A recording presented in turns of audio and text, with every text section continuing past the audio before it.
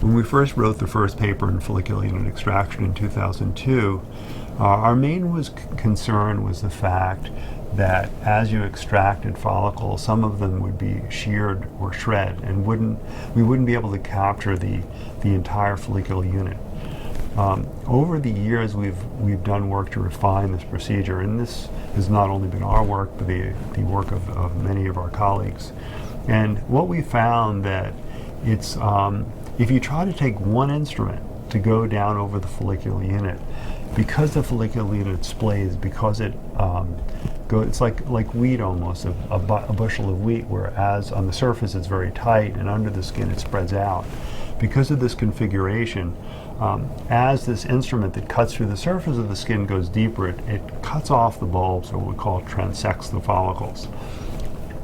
So what we soon learned was that if you used a sharp instrument to score the skin and go through the top part of the follicular unit, you could then use a blunt instrument that kind of blunt dissects or gathers the rest of the unit without cutting off the follicles, and we call this a two-step technique. And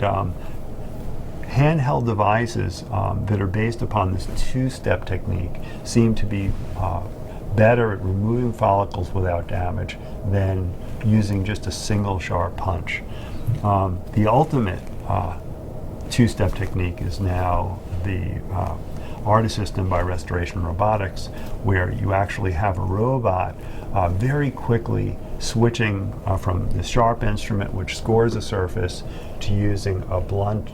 dissection to go down deeper into the tissues in order to preserve these follicles and not to injure them or transect them while they're being removed from the scalp.